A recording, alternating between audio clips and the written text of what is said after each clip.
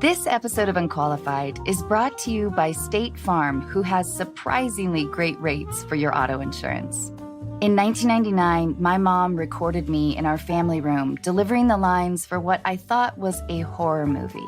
My mom read the other roles, and I thought she gave a much better performance than I did. There was even a moment when I seriously considered not sending the tape because that would require a trip to the post office and an entire day's salary for postage. Not that I had a paying job. I was surprised when I received a phone call asking if I could audition in person. Then I realized that the casting director must have mixed up my tape with someone else's. I could have pointed out the error, but I'd never been to LA and wanted to go. So my parents gave me airline miles, and I flew to Los Angeles, Burbank actually, where I auditioned every day for a week and slept on 3 different couches.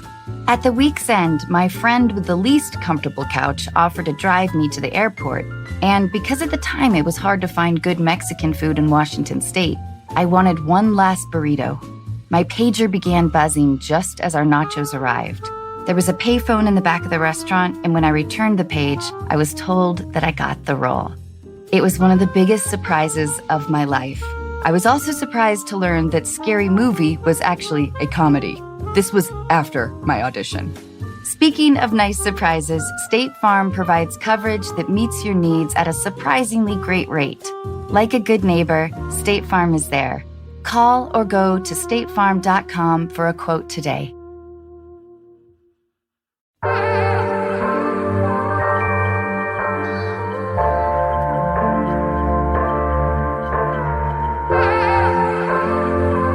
Ladies and gentlemen, you are listening to Unqualified with your host, Anna Faris.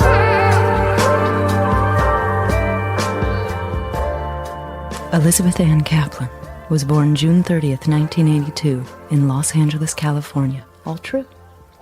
Her first acting role was on the cult television series Freaks and Geeks. She received wider recognition with roles in the films Mean Girls and Cloverfield. From 2013 to 2016, wow, that's already so long ago, she played Virginia E. Johnson on the Showtime series Masters of Sex. Okay, can I stop you? Would you mind doing it in a Cockney accent? Elizabeth and Caplan. Oh my God. I can't do it. I actually have more to add to that. Like the few British followers that I have, but I love you, UK. You guys know that. Yeah, they're great. But yeah, I don't know if you're fucking married. Yeah, to one of them. Yeah, so I feel like that would have been like a Cinderella shoe for you. Well, unfortunately. Have you like gotten into like the accent thing? No, and it's funny you bring this up because I realize that every American that goes to England starts talking in the accent. Every single one. And there's like varying degrees, but without fail, at least you start to do the cadence even if you haven't changed your accent. And it happens to everybody. And I was adamant that it wasn't going to happen to me. So much so that I had to do an English accent in something recently and realized I have no idea how to do it. Do you think that's like a manners thing? Like that you have to structure your sentences in a more educated... For polite society, you dumb American. Have you made a lot of friends over there? I have made a decent amount of friends. What does that mean? Tell me if you agree with this. Okay. When you get to your 30s, yeah, it's about weeding out people yes. in your life. Yeah. Instead of making new friends. Yeah. Up to that point, it's all about collecting all your friends. Yeah. So it's very weird to move to a new country when you've weeded out a lot of people and then all of a sudden have to like make all new friends, which requires friend dates, getting to know people. Time. Well, time is something I have a lot of over there. My theory is that as we grow older, our brain cells die. So we don't need quite as much. We're more accepting of like the state of the union. Agreed. I do. I'm with you. I agree. Thank you. Yeah. Got dumber, need less. But yes, it's like in there they go on a lot of walks and parks and have chats with these wonderful women. And I have made some really great friends. Luckily, my husband's friends are all fantastic. So I just kind of inserted myself into that crew. A lot of them actors? Yeah. The vast majority. It's different there than it is here. Like here, so much of the extra stuff seems to carry almost as much weight as the acting itself. There, it's very much about the acting first. So they take it more seriously. They're pretty much across the board trained, and they do a lot of theater, and they're not in it to make money at all. But then eventually, everybody has families, and then they realize they want to have money, so it's tricky. Yeah. And one thing that is absolutely true is if you offer a British person a cup of tea, their eyes light up. It cures everything. A good day, cup of tea. A bad day, cup of tea. I think the last time I saw you was at that crazy event that happens, Day of Indulgence. Yes. I think that was the last time. I think that was the last time I saw you. That's probably true. There was another Day of Indulgence that I missed this year, so now I have to figure out how to get shampoo elsewhere. The last one that I saw you at was like 2 years ago, I guess. Yeah. They happen in the summer, right? Yeah. So like a year and change. Yeah. Can I tell you what happened? Yes, please. Okay. I bought this trucker hat that said California. Fun. And you were looking like smoking hot. You No were super, chance. No, you fucking were. And you like super stylish. I remember you wearing these like really cool like shoes. Like you always look fucking cool. And you were like, oh my God, Anna, you're getting a trucker hat. And I was like, well, I already bought it. Now I feel embarrassed and I can never wear it. I really hope that you've been carrying that with you. I know. Yep. That's the kind of influence you have on people, goodness. Lizzy. Well, so when you go back to the UK, just remember you have power to insult people. You're right. I deeply apologize for that. That's There's okay. no That's way okay. that I would shit on a California trucker hat. Fuck, I should have brought it and I should have given it to you. My husband would have actually loved that. He is late to the trucker hat game, but he has gone in hard. Yeah, well, Yeah. all right. Also, all I know about those Day of Indulgence things, I'm very grateful to be invited. I'm always happy to go. I always feel like the weird little gutter rat in the corner. Oh, completely. You know? It's very intimidating. Actresses, they look so clean all the time. But it's also like, oh my God, there's all the actresses that They smell so admire, nice. They smell so good. Their dresses. They're getting everything. pedicures. I know. And I'm like, oh. I never feel anything other than so out of place. I'm just worried that I stole something that I wasn't supposed to. No, it does. It feels like a real smash and grab, that event. Yeah. And I didn't realize this until I started spending more time away from LA. But it's like a constant thing. Even when you're not working, you're surrounded by other people who do this and, varying degrees of success. But one, I think, focuses on the ones that are doing better more often. And it just seems like everybody else has it all figured out. But I have to believe that's not true. It's definitely not true. I don't know if you have felt this, but as I get older, I don't care as much about any of it. I just don't. It's probably hurting my career, how little I care about it. I do think that I've become a less jealous person. For sure. And I can't tell if that's like my brain cells diminishing, so I just don't have like the I think you're selling yourself a little short, and it actually sounds like a lot of personal progress instead of your brain depleting. Well, yeah. It's just there's only so much room up there. Maybe consider that it's a positive thing that you've done work on yourself, and now you can right size things. But don't you think, Lizzy? I mean, you've been acting in LA forever, and by forever, I mean forever. Forever. But there were those times, like in my 20s, when I was so envious. I would see like the same people at auditions, and I would lose roles to like the same people. And now I can't really get an audition, so I started a podcast. I think that has to do a little bit, for me at least, with when you're that young and you start that young in this business, you're figuring out your own identity at the same time you're figuring out your professional identity, and that can get really confusing, and it can all start to feel like one thing, which is just, this is my life, and so I'm really focused on this. And then as you get older and you get like a real life outside of work, it becomes easier to navigate it. Yeah. I hope. I mean, I do think that's what's happening with me. My career and a job, it's nowhere near everything anymore. So can I ask you, what were you like in high school? Like, if you went to your high school reunion, I don't know if wouldn't. you did. I would never. But how do you think that people would describe you? What do you think their memories of you in high school would be? Well, I'm lucky in that a lot of my friends are my friends from high school. It's one of the good things about being from here. I also went to this really cool little acting performing arts program within a huge public Los Angeles high school. So there were, I don't know, thousands of kids at this school, but we had our little artists enclave.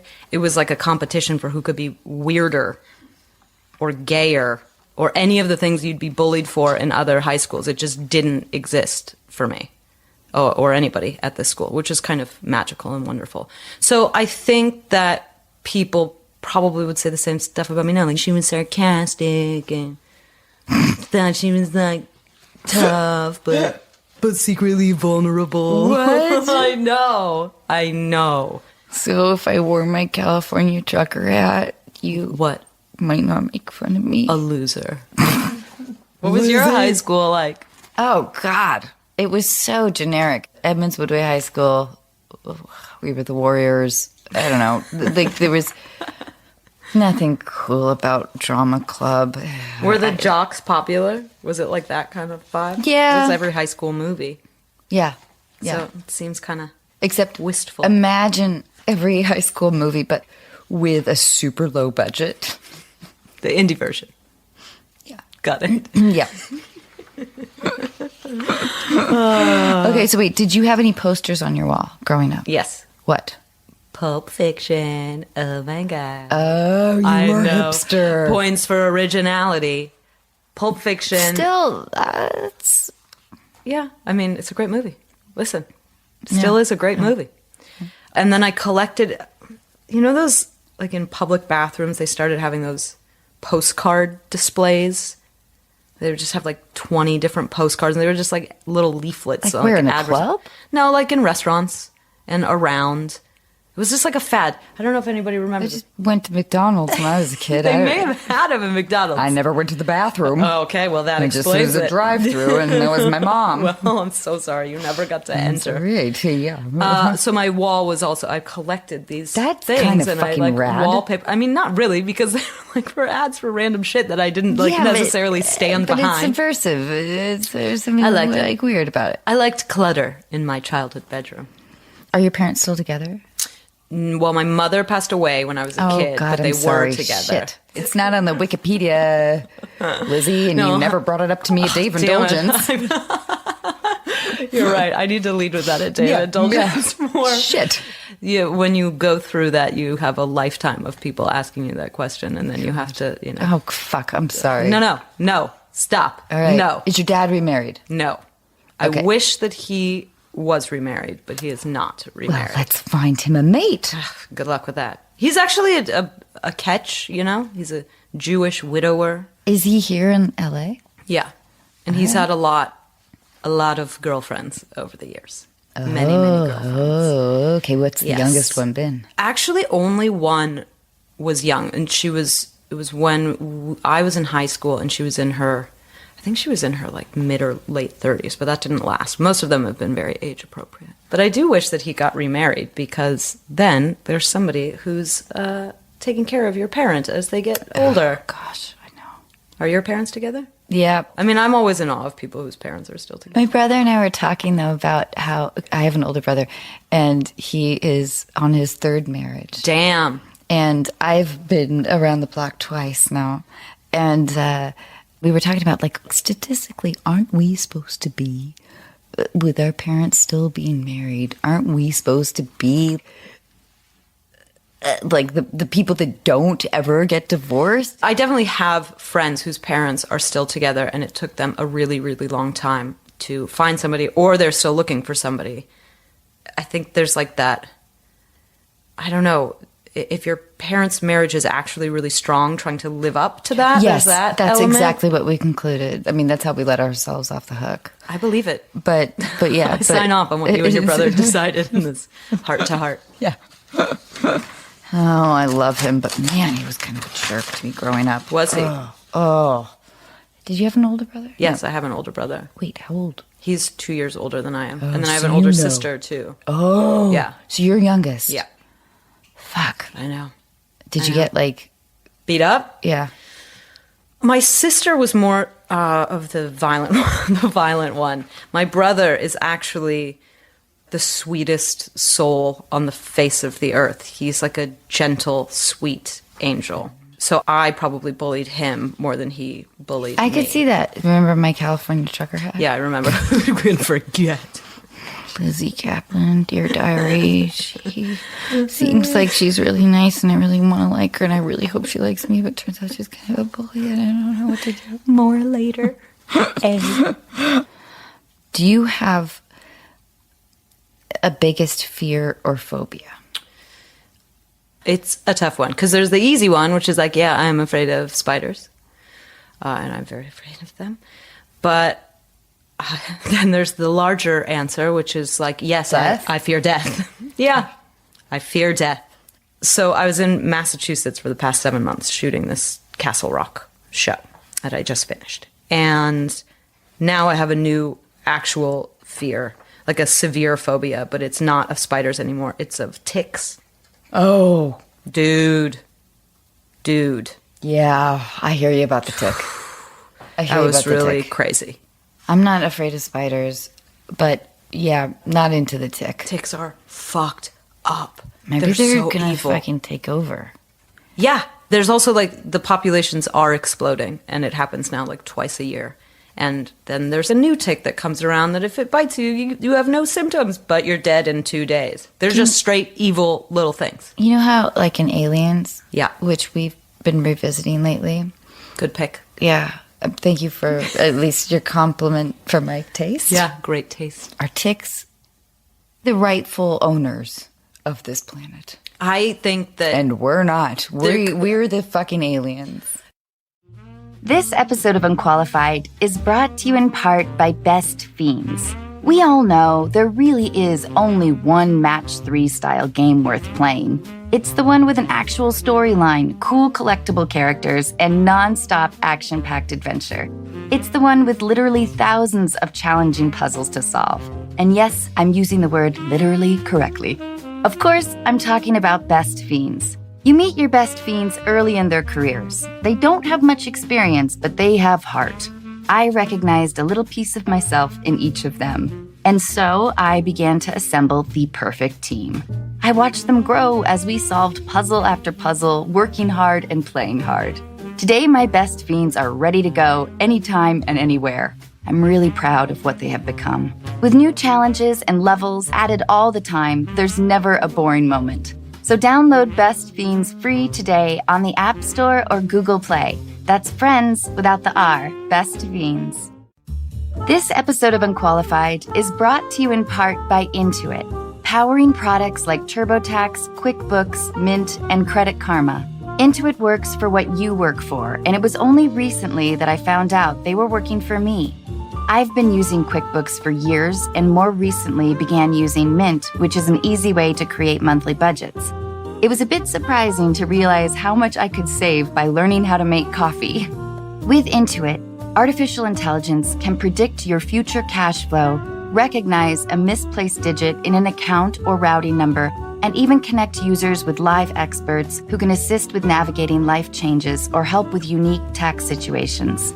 Everything is automatically organized as you track your personal or business expenses by scanning receipts, invoices, and other financial documents, while smart budgeting tools let you know before you overspend.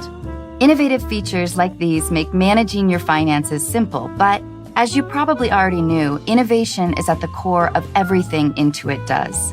Discover how Intuit's products can help you see what's possible at Intuit.com. That's INTUIT.com. Do you want to do an improv? Okay. Are you sure? Yeah. Okay. All right. So let's say you are at the St. Regis in Aspen. Okay. It's February. It's President's Day weekend.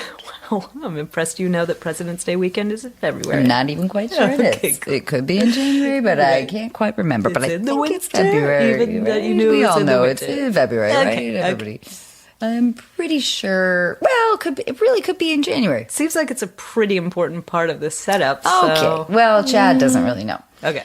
So you've been skiing or snowboarding, whichever one you prefer. Do you have a preference? No. Okay, I'm not. Let's say you've been skiing. Okay. I think I would actually pick skiing. Okay. I've only been like 3 times to a snowy mountain that I had to get down. Also, you have been promoting your movie called Lake Joseph, Idaho. Wow. Yeah, at the Aspen Film Festival. Got into Aspen. Got into Aspen. I knew it would. Yeah, of course you From the did. minute I read the script. Yeah. Okay. Okay, so you're at the St. Regis. Yeah. You've done your couple days of press. You're taking a couple days for skiing or whatever. All right? Okay. All right. Cassie, feel like being bartender? Okay. St. Regis Bar. Mm-hmm. Après ski. Mm-hmm. Ready. Oh, man. It got fucking icy out there. Hey, Amber. Yeah. Hey, could I get a Macallan 18? Yeah, one Macallan on the rocks. On the rocks, Okay, yeah. Great. Can I get you anything? Or Yeah, I'll you- get your drink. I'll have the same, but no rocks. No rocks. Okay. Yeah. Okay, I'll be right back. She's the best. She's the fucking best. She seems really friendly. Yeah, she's really cool. Like, I've been coming here for years, and you know what's weird? We actually met before. We have? Yeah. But where? We met, and I didn't mean to be like all creepy weird dude, whatever. I'm Chad, by the way, but we met at the chateau, Okay. like, I don't know, like 6-7 months ago or something. 6 or 7 months ago. Yeah. What were we doing there? You were, I don't know, we were there for like a Hollywood fucking party. Like, I started this startup, and it's an app or whatever, and my company was sponsoring, like, I think a movie or a project or something you were doing or whatever. Great. And we actually, like, we had this really cool fucking time. It sucks you don't remember me. Oh, no, I remember you, Chad. I remember this exact thing that you're talking about, and what a charming conversation, and what a crazy coincidence to run into you here now. Yeah, it is fucking crazy. I mean, but that's how life works. It's just fucking crazy. Like people don't always believe in coincidence, but Right. It's fucking real. Chad, you have a real spiritual outlook. I gotta tell you something. First of all, I saw you on the slopes today. Yeah. You're pretty fucking good, but you Thanks. could do, like, if you want any, like, mogul improvement lessons or Yeah, yeah. skills or whatever, tomorrow I can totally take you out if you want. Oh my God, Chad, you'd be willing to come out on the slopes with me and tell me what I'm doing incorrectly? Oh my God, yeah, it's no problem. That's so Yeah, cool of you. it's no Unfortunately, I have to fly out tomorrow morning. Oh man, that fucking sucks dick. Oh yeah, totally sucks dick. Yeah, that's crazy. I'm flying out actually tomorrow night. I got a jet. You have your own jet. Yeah. Wow, I was just dropping that in casually into the conversation. Yeah, I don't know if you can, like, hang, then it's like you could easily, like, you know, come on our plane. No It way. could be fucking cool. So you're buying me like an expensive drink and then offering to fly me somewhere in your private plane? You left an impression. Dreams do come true. I've been waiting my whole life for this. I gotta tell you though, so I also was at that screening at the Directors Guild Yeah. of what was it, Lake Joseph, Idaho? Yeah.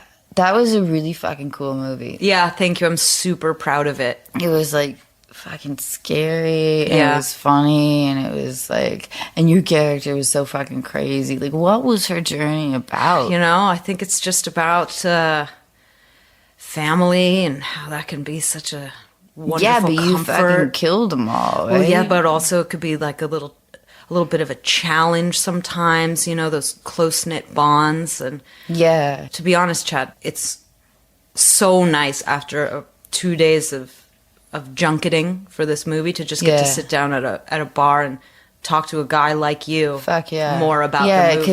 because this is real. This is like the real shit that you never get. Totally. And then you can like go on and tell your friends that like we're friends, Yeah. and you got like the inside scoop. Yeah. So happy that we found ourselves next to each other. Are you like with a dude or like? Unfortunately, I'm married. Otherwise, But if you could do like any role Yeah. that you ever wanted to. oh, like, what a great question. Oh my God. That is like, I've been waiting to be asked that question forever. Yeah, Real great stuff. I would love to take on the role of a trophy wife. Well, that's fucking cool. Yeah. Like going on like you might private have to get jets. like bigger tits or whatever. I know. Thanks, Chad. I do know. Chad, this is... You stayed in with Chad longer than anybody else. I really like Chad. He's got his. Chad's like really an earnest guy. Yeah, I think he's a like- feminist. What was tricky about that But is that in reality, I would never get to have a conversation that long with a Chad. It would be over in 2 sentences. and that's what I loved about what you just did. Because sometimes when I've done Chad in the past, people are like, "Bye." Can't do that in improv. First rule of improv. Always say yes. Always say yes. In this case, yes to Chad. You were great. I think you should get rid of all the rest of this podcast stuff and only do Chad and have 90-minute episodes. Everyone wants to hear Chad for 90 minutes. I do. I need a little bit of Chad every day now. You know, there's something to explore with Chad. I agree. There's like I wonder if he like makes amazing like ribolletta. Ooh. Or like, did he have an uncle that climbed K2 and he wanted to as well? And he never Or- could measure up to Uncle K2. There's things to explore with Chad. I agree. I think you're just scratching the surface. There's a lot more than meets the eye to Chad. What makes Chad tick? Your next Chad. podcast. Chad has some pain in his past. That's very clear. He does. He sure does. God bless him. Lizzy, can I ask you some relationship questions? Yeah. And you totally can, truly. Pass. Yeah. Yeah. Okay. How did you meet your significant other?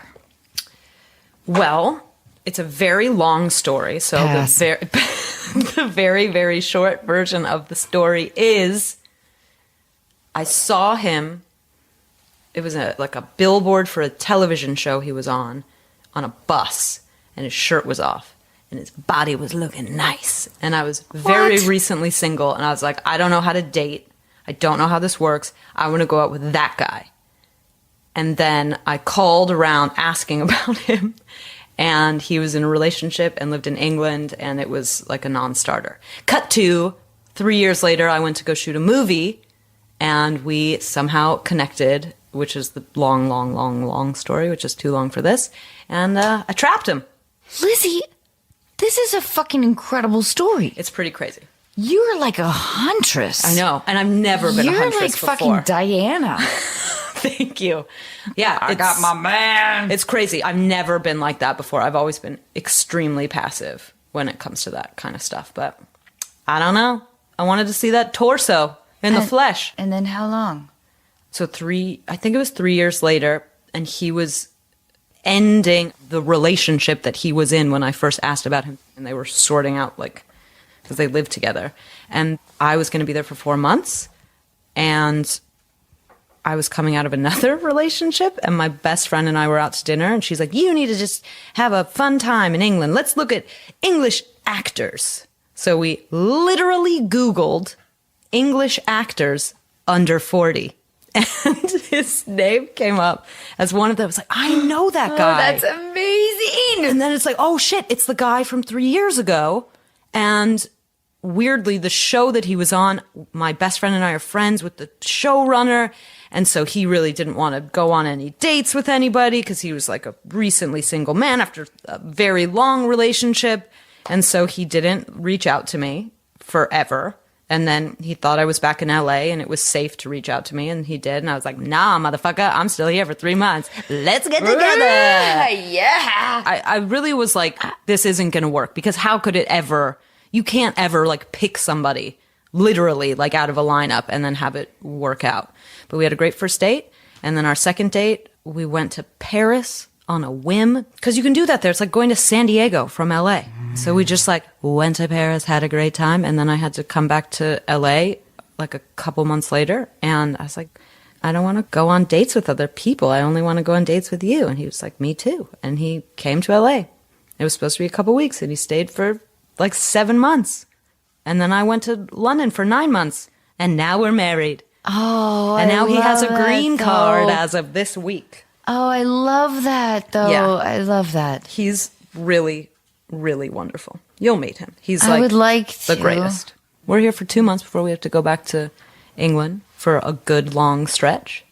And yeah, all we want to do is see people while we're here because we haven't been in LA since January. Does he have annoying British habits that bother you? And do you have annoying American habits that bother him? I can't answer about the American. I assume that it is a culture shock because American women are mouthy. And like they really are. I find his British stuff really funny. And sometimes when we're in an argument, I have to like step out of it and be like, oh, look at this little accent. That's cute. Okay, so wait. What does Tom do to cheer you up? To cheer me up. I know it's a tricky one, right? Because most people don't do anything to cheer their partners up. I know. They're It's just like, oh, here's a pet. Yeah. Or the healthy person is like, I will see you when you feel better. I'm going to live my life happily while you're in this mood. But who can actually pull that shit off? You know, it's not that interesting, but a little dance and a little song, preferably in underpants. He does a song and dance for you? Yeah. Like from what? Well, not like an established show tune. Like he'll usually make up his own song. Or just make me feel silly for being so upset about everything. Like he's good at that, at like that stuff. Oh, is that like good?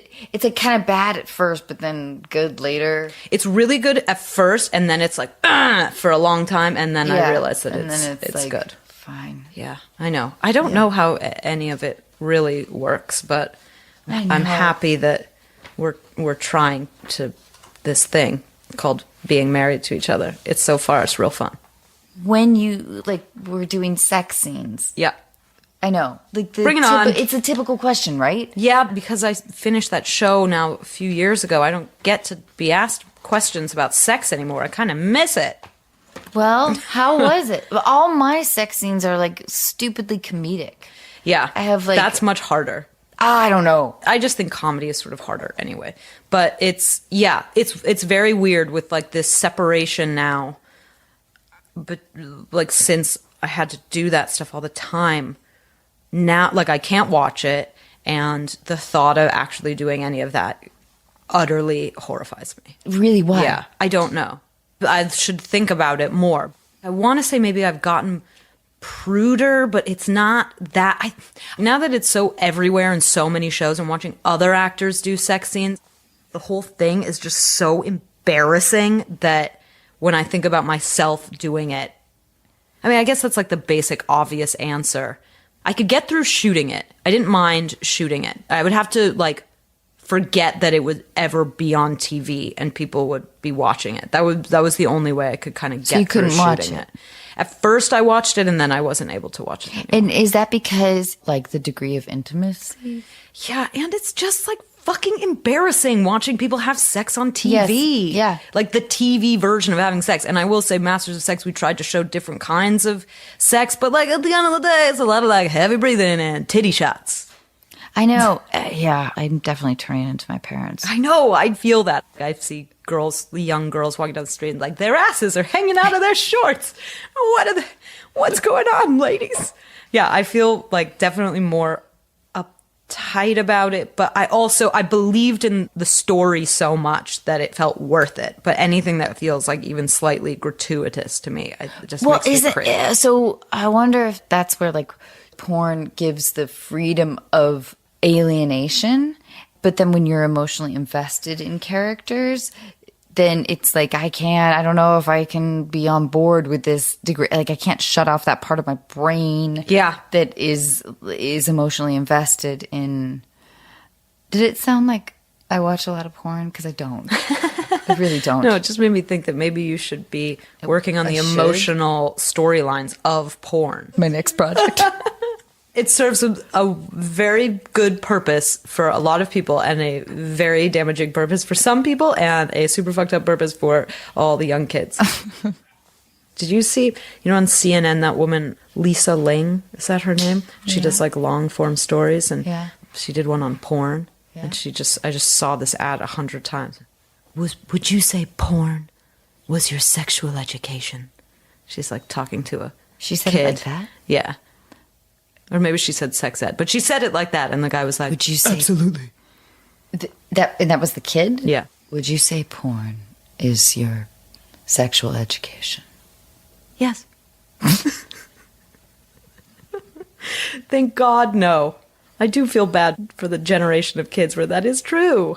When we were younger, it was somebody's dad had Playboys and, maybe an old tape of something, but for the most part, it wasn't like you could watch literally anything you want, whenever you want, on your phone.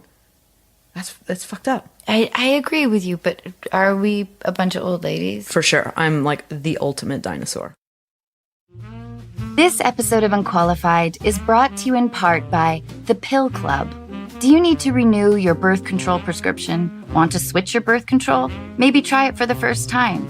Whether you know the brand you want or you're looking for help finding the best option, the Pill Club medical team has your back. With the Pill Club, you'll never have to make a trip to the doctor or wait in line at the pharmacy. The Pill Club is a birth control subscription prescribed by a medical professional and delivered straight to your door for free in discreet packaging. The Pill Club carries over 120 FDA-approved brands. Most brands of birth control are free with insurance or Medicaid. Otherwise, prices start as low as $7 per month without insurance.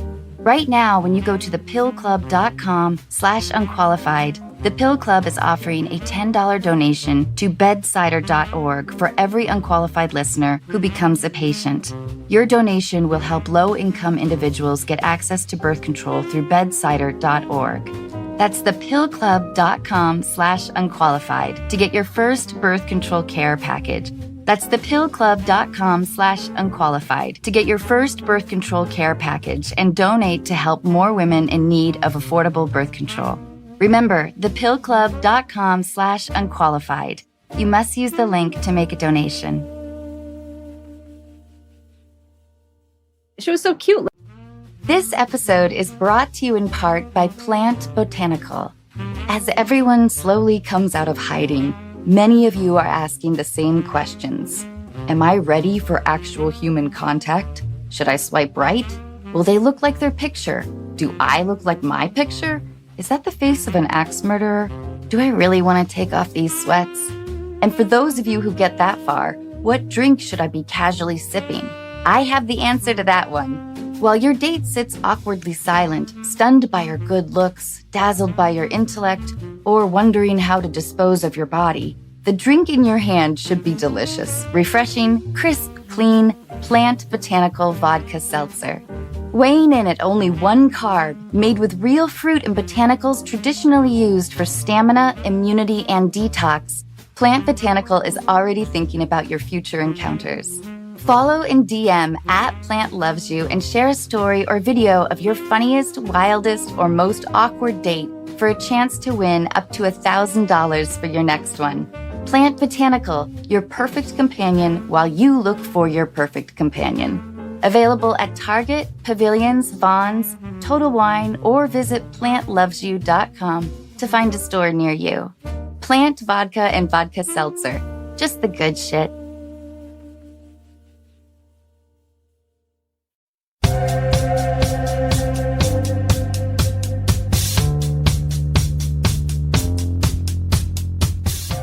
So here's what's happening, Lizzy, and thank you so much for your patience. I love this. Really? Yeah. Okay, thanks. Okay, so here's what we're doing. We're calling people. Great. Hello? Hi, is this Elizabeth? Yes. Hi, it's Anna. And Lizzy. Hi. How are you? And will you tell us what's going on? Yeah, I'm doing pretty good. My predicament, I guess, is, so I've been dating this guy for a little over 2 years since we first went out. He's really nice. We, hang out. We like go to the movies, get dinner, play video games. His family is really nice and everything, but there are definitely some issues with the relationship.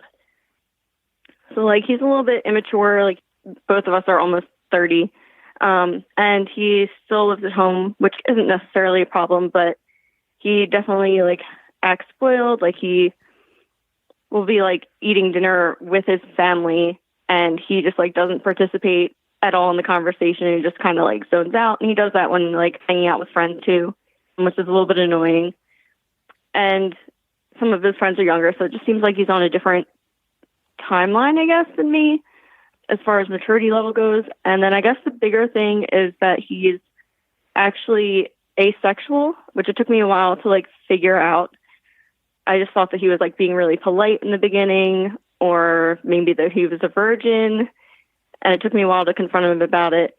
And so like we haven't actually had sex either, which is like a big thing. But I really like him as a friend and as a person, and I really care about him. But I've never been the person to end a relationship before, and I don't really know how to do that without getting overly emotional. And also I still do like want to be friends with him, but I just feel like we're not sexually compatible or like relationship timeline wise compatible. I hope I don't sound overly simplistic, but I feel like you're at a point in your life where you should be adored and you shouldn't have to be searching for love and companionship in this way. You know what I mean? It seems like everything is kind of on his terms. Mm-hmm. Other than you have never been the one to end a relationship, and you mentioned that you're afraid it might get like emotional in breaking it off with him. Is that what you're afraid of in ending it? Yeah. Well, like I kind of tried to end things, and then I just couldn't do it in person. I guess my question is, if it was to become an emotional conversation, why would that necessarily be so bad? Why is that not okay? Yeah. Like, I know people don't want to ever feel uncomfortable. Like, as human beings, we always try to avoid anything that makes us even slightly uncomfortable. But I've definitely found as I get older that if you can face those kind of emotional things, you end up much stronger on the other side of it. And the thing is, you realize, oh, nobody gets hurt. I mean, other than their feelings get hurt, which is valid. But, like, nobody's going to die from this. You'll both survive. And it's actually really healthy to be able to practice being honest in a relationship for the relationship in the future that fulfills you in ways that this one doesn't. I agree with Lizzy. I don't think this is the person that you should be with, at least right now. He's in like a childish frame of mind. Yeah. So when you want things from him, he's still a little bit of a boy, and he can't give them to you. What in the relationship is romantic as opposed to, because it sounds like more of a close friendship. So what feels more romantic? What are the romantic elements that you are afraid you will be missing if you try to transition into just being buddies? We don't have sex, but we do like cuddle a lot. And I feel like, I don't know, I'm just worried about that transition being weird. I feel like we just lay on the couch and cuddle and watch movies. But I do totally feel like with what you're saying, like it is frustrating that everything is kind of like on his terms. Yeah. Especially like we've never really had sex, but we had done like some sexual stuff. But yet it is always like when he's like in the mood or in the place, you know, for it. Yeah, fuck that. I don't think... So yeah, that is really frustrating. I don't like this guy for you right now. I mean, who knows? Like, maybe in a couple years, I care about you. I care about love. I care about our listeners. And I do think that you just should feel fucking happy. And totally. And have like somebody who is really excited to see you and really excited to be with you. And until you have that, I don't know. I don't know how painful it would be for you to sever the relationship with this guy, but that would be my advice. We can go through painful experiences, and that's part of being a human being. You're not asking for a lot. Like wanting to have sex with your boyfriend is not a big ask. And it won't be for the people you're with in the future. Like, I think having talked to you for 5 seconds, you will probably look back on this relationship, and when you're in the next one that's a little bit more 50-50, and be like, oh man, I'm glad that I was brave enough to step out of that, because it really wasn't working for me. Yeah, I think I just need to be brave enough to end things, I guess. You can do it. And also, you should know that, like, every proper person who's ever had an emotional experience in life has gone through exactly what you're dealing with. True. The idea of, like, am I good enough? Why doesn't this person like me more? That is a normal and healthy part of developing. I'm still going through it. I'm 42. I don't think it ever ends. Maybe it doesn't ever end. I don't know if I'm right. I think you're right. But I would ask people in your life that you trust, you know, if you're close with your parents or siblings, I would ask them what they think, because I bet that they'll want to protect you. And you should, one should, a woman should, and this is definitely a lesson that I learned when I was around the same age as you, is that it's not selfish or mean or anything to put your own needs and your own happiness. You don't want to hurt his feelings, but like, you deserve to have the life that you want to have. You know, you're not going to have it because you don't want to have a tough conversation with the guy that sounds like he might not deserve you. That's right. I think that's what I need to, like, learn and, like, get into my head, that idea. It's like, hard. have it stick in there. It's so hard. It's really hard. And then you do it, and then it's never as bad as the anticipation and the anxiety leading up to doing it. It just isn't. Yeah. You will be so much happier. I promise. Yeah. I'm going to try and be brave and be strong and do it. I know that we're going to get a lot of response from your call because so many people can relate to this. So please keep in touch. I definitely will give you an update. Thank you so much. Thanks, Anna. Bye, Elizabeth. Bye. Nice to meet you. Bye. Ooh,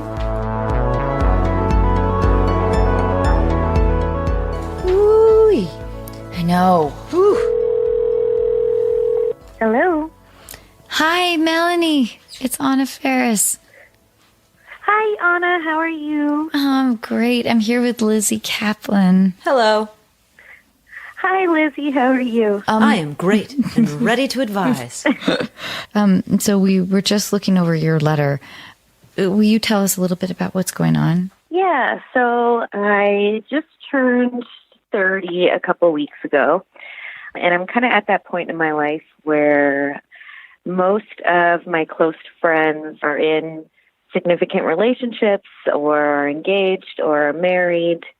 I have been single since I was about 22, and I've dated people on and off, but nothing super serious. Over the past, better part of a decade, I've been really focused on my career. I work kind of in a non-traditional career path. I'm in disaster response, and so I've kind of gone all over the country for the past few years, and dating hasn't really been a super big priority for me. It's always been a little bit difficult for me because I will have to kind of drop everything at a moment's notice and deploy and be gone for weeks at a time, or I've been in situations where I've been on dates and will get a phone call and then have to leave because there's been like a tornado that's happened in my territory, and I'll be like, I'm sorry, gotta go, and that's kind of a hard thing to explain. And so I'm, at this point now where I've been single for so long, but I'm starting to kind of want to get back out there and date.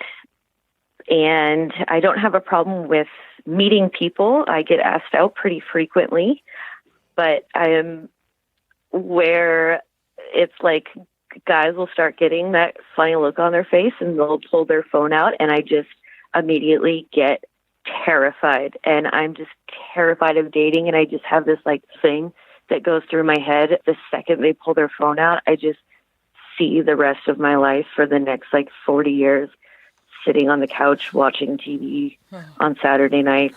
Like, just, I am a very independent person, and I'm afraid of losing a lot of that independence. And I'm afraid of losing the things I really like about myself, and feeling like if I get into a relationship, I'm going to have to sacrifice that stuff. And I've been listening to the podcast for a long time. And one of the reasons I felt like, hey, I should call in about this is I hear so many of the guests that come on talk about, you know, in Hollywood, one of the things that's really hard is, you know, with your jobs is finding people who understand that, the work culture, and finding somebody who gets that. And so I just wanted to ask for your advice. All right. First of all, Melanie, I'm terrible at this. But I really am. So do you have a lot of desire to be in a relationship? Yeah, that's what I was going to ask. Yeah. Is it like you want to, or you feel like you should? I do have a desire to be in one, yes. Is it because of, like, do you live alone? Or is it because, like, your parents are pressuring you? No, I don't have any, like, outside pressure from my family or anything like that. I actually am at a point now in my life where I feel like this is something that I think that I want. Like, I feel like this will add to my life. Like, I think that it'll be a good thing. And what would be the perfect, like, if you could forget about, like, this is not realistic or whatever, like, what would be the total ideal mate for you? What does that look like if it's not sitting on the couch and watching TV? So, like, who is this? I think somebody that has their own thing going on, too. Somebody that's also pretty ambitious. And then at the end of the day, what we have together is the strength of our relationship and the love that we have for each other. And that's what our relationship is based on, rather than necessarily the necessity to always have to be with each other 24/7. So somebody who can understand that maybe my job and my schedule isn't going to always facilitate that happening. It seems to me like you are feeling the pressure to conform, but you don't want to. I think that you are feeling the need to explore, but your need for exploration is sort of rooted in a relationship hunt. When it seems to me like it might be something different. I don't know. Mm-hmm. It does sound like there's a bit of conflict. Because, listen, when we turn 30, it's a heavy thing. Like, when you turn 30, when you turn 40, you take stock of everything. And especially if your friends are all starting to settle down and all of that. Because I remember when I would date, and I would actually get as much of a kick out of a terrible date as a great date, because it's all just life and hilarious, and aren't people stupid and weird. Yeah. And going into it that way made the notion of dating like a lot less scary. Do you know where that comes from? Like the fear of going on a date? Because if it's a bad date, you know, who cares really? Other than, you know, if it's like something horrible and traumatic happens, but we're not talking about that. Yeah, I don't know. And it's definitely not a fear of commitment per se, or it's almost like a fear of like domesticity, or a fear of like complacency. I totally relate to that. Yeah, big time. Yeah. If you were on a date with somebody and then they were like, oh, there's a hurricane, I gotta go save the world. Like, that's so badass. I would think that would make you like, then these guys would then follow you there. Do you not meet guys who are also these like adventurous emergency people? Wouldn't that be perfect? Unfortunately, in my industry, there's not really a lot of young men running around. So interesting. Not an industry full of young men. Bimmer. Oh, Melanie. Well, all right. I have one more thing to say too. Yeah. But after you. No. My other thing was I totally can relate to and understand the idea of living a really independent life and having things the way you want to have them. And then you meet somebody and then you're committed to them. And no matter what, you're going to have to compromise on some of that independence. And then you get a divorce. Yeah. And then sometimes you get a divorce. But that whole, I do whatever I want, I'm a lone wolf, you cannot be that in a relationship. So I understand why that is tricky and scary if you've lived this way for so long. But what I found, and I was really independent and like that, and couldn't really wrap my head around giving that up.